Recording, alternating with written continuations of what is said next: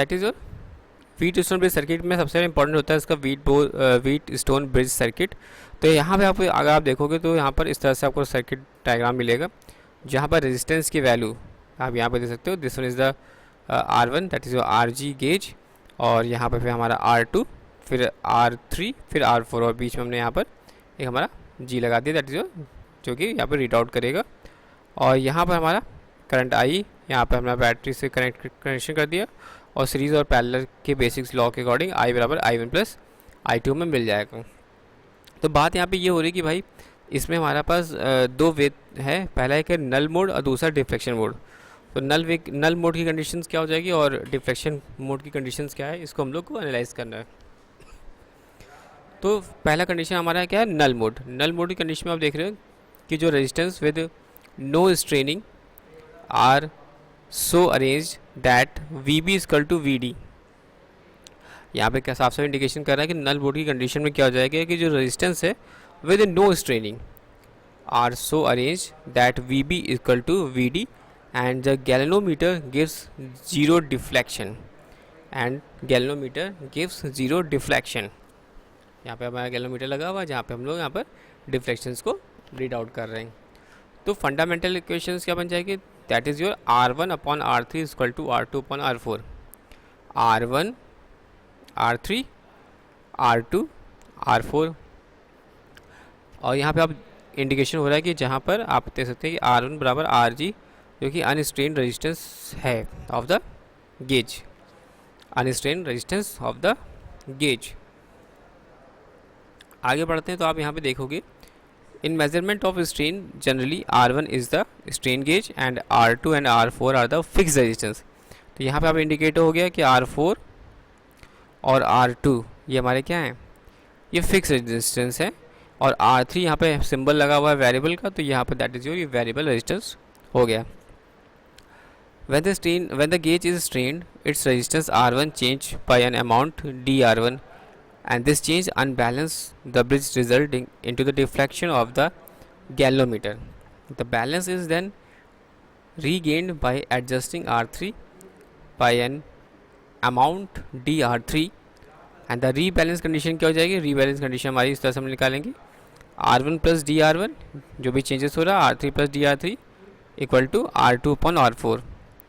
फिर R1 plus dR1 निकालने के लिए करेंगे R3 से मल्टीप्लाई कर देंगे इधर, तो इस तरह आ जाएगा साइड में। फिर मल्टीप्लिकेशन कर दिया इसके साथ R2 बाई R4 का, इसके में इस वाले टर्म में मल्टीप्लिकेशन किया, फिर इस वाले टर्म में मल्टीप्लिकेशन किया। उसके बाद अब आपने ये देखा कि ये पूरी कंडीशन हमने मान ली है, दैट इज जो हमारी यहाँ पे आ जाएगी आपकी R1, और इस वाली कंडीशन को एज इट इज़ रखा, क्योंकि हमें पता है कि R1 is equal to R3 upon R4 into R2 है, जो कि यहाँ पर हमने यहाँ पे फंडामेंटल इक्वेशन से निकाली वैल्यू R1 की वैल्यू। अब यहाँ से dR1 निकालना, तो यहाँ से R1 कैंसिल आउट हो गया, तो dR1 की वैल्यू क्या आ गई, dR3 into R2 upon R4। Then if the resistance of the all the limbs of the wheatstone bridge are equal, तब क्या हो जाएगा R1 बराबर R2 R3 R4 RG सब बराबर हो जाएंगे, तो dR1 ऑल्सो बराबर हो जाएगा किसके, dR3 की।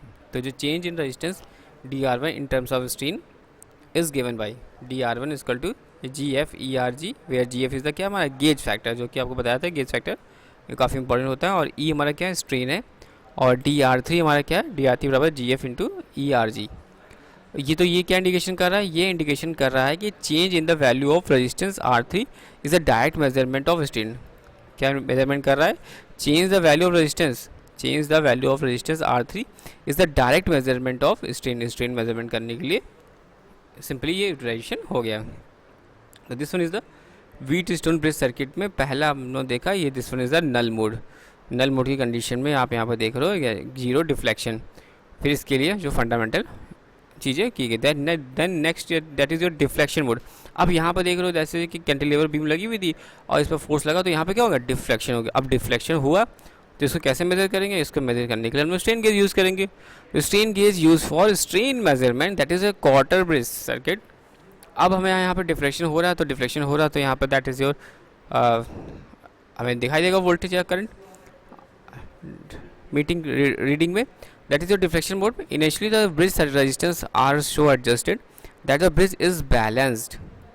Initially क्या होता है, bridge resistance are also adjust, the bridge is balanced and the equilibrium gets disturbed when gauge are strained, then the voltage V naught is measured under the unbalanced condition. तो यहाँ पे हम unbalanced conditions में हम लोग उसको measure out कर देंगे. तो this is the R2, R4, R3, R G1 gauge. Current यहाँ पे दे सकते हैं आप इस तरह से I, that is I1 plus I2 वे आपको यहाँ पे आउटपुट में मिल जाएगी. अब यहाँ पे देखिए R2, R3, R4 क्या हमारे फिक्स रजिस्टर्स हैं. R2 है, R3 है, R4 है, these are the fix resistors. तो this one is the deflection mode. यहाँ पर आप देख सकते हैं this one is the deflection mode. Deflection mode में हमारा वोल्टेज V नॉट मेजर करें under the unbalance condition. Next हमारा आता है quarter bridge, that is a quarter bridge. Quarter bridge में क्या हो रहा है कि शो करा single gauge used for strain measurement, that is a quarter bridge. In this arrangement only one strain gauge is used and the other three elements of the bridge are fixed resistor. Let us assume that the galvanometer has infinite impedance and therefore no current flows through it. This one is your quarter bridge.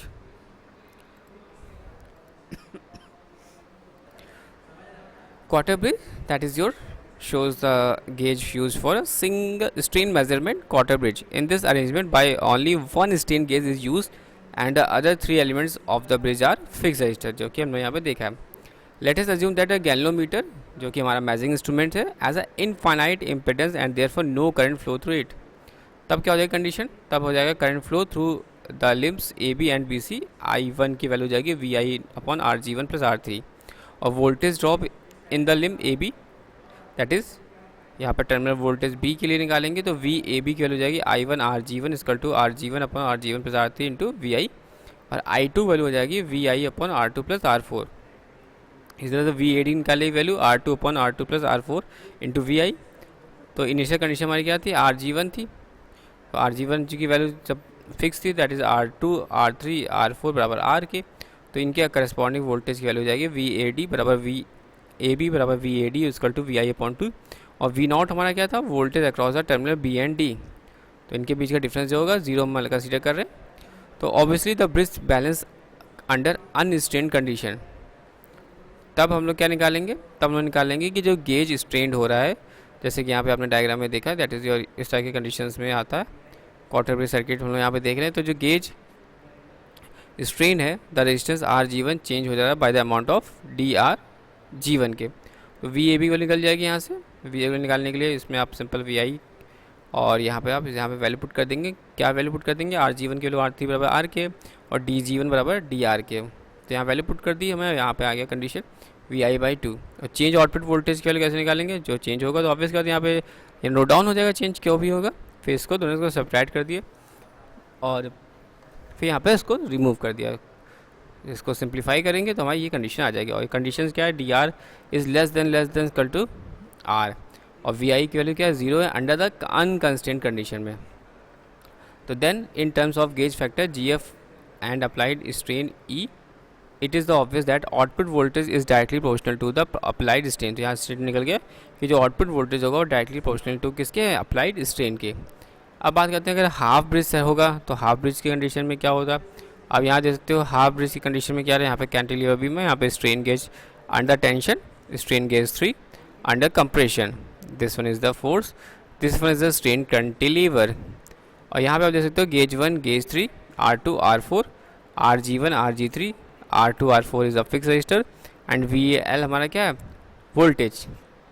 This one is the diagram shows that the two gauges used for strain measurement, that is a half bridge. अब half bridge वाले diagram आपने देखा ध्यान से कि आपको पता चल गया, अच्छा हाँ यहाँ पर R2 होगा, यहाँ R4 होगा और ये जो होंगे फिक्स रजिस्टर होंगे और हमारा गेज 1 और गेज 3 यहाँ पे इन्वॉल्व है. तो हाफ ब्रिज कंडीशन क्या हो जाएगी कि the two gauges are use for strain measurement. Strain measurement करने के लिए हम लोग यहाँ पे क्या करेंगे, दो गेजेस का यूज़ करेंगे. In this arrangement two of bridge elements are strain gauge and other two are fix register.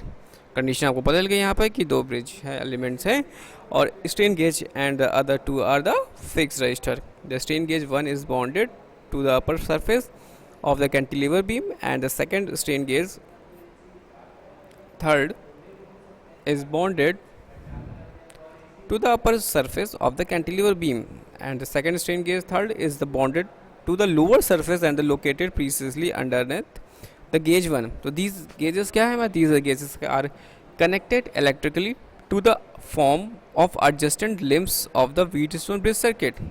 तो अब यहाँ पे कंडीशन आपको क्लियर होगी कि जो टेम्परेचर इफेक्ट होगा are cancelled out of by having R2 बराबर R4 and using two identical gauges in the opposite arms of the bridge, that is RG1 बराबर RG3 के बराबर R2 बराबर R4 के इक्वल टू R के. तो under no strain condition में क्या हो जाएगा? अंडर नो कंडीशन में यह हो जाएगा दैट इज योर VAB बराबर VAD बराबर VI/2 एंड VB बराबर VD and V naught equal to 0. These are the under no strain condition. तो ऑन दिस एप्लीकेशन क्या हो जाएगा? On this application the load of cantilever beam, the resistance of gauge RG1 increase and to due to tensile load, whilst RG3 क्या हो जाएगा? Decrease due to the equal compressive strain. तो यहाँ पे आप देख सकते हो इंक्रीज जब हो रहा है ड्यू टू टेंसाइल लोड और decrease due to compressive strain. तो resistance of gauge 1 that is RG1 plus DRG1, resistance of gauge 3 RG3 minus DRG3. तो VAB भी निकाल देंगे यहाँ पर, VI की वैल्यू पुट आउट कर देंगे रिस्पेक्टिव, और VAD निकाल लेंगे. यहाँ पे कंडीशन पुट कर देंगे R2 बराबर R4. फिर output change in output voltage, जैसे कि हम लोग सब में निकाले हैं change in output voltage, condition में भी निकाला change in output voltage, change in output voltage उसके कंडीशन में हम निकाला चेंज इन आउटपुट वोल्टेज. तो इस कंडीशन में भी हम लोग निकालेंगे क्या? Change in output voltage. तो that is your change in output voltage. फिर इसके बाद अंडर अनस्ट्रेंड कंडीशन पुट कर देंगे यहाँ पर. तो हमें यहाँ पे मिल जाएगा that is which is the twice the output of Wheatstone bridge using only one gauge only, and this equation is written as half bridge हो गया, that is your sensitizer applications. And this equation is written as that is dV naught is equal to VI upon 4, that is frictional changes in the resistance of gauge in limb AB minus frictional changes in the resistance of gauge in limb BC.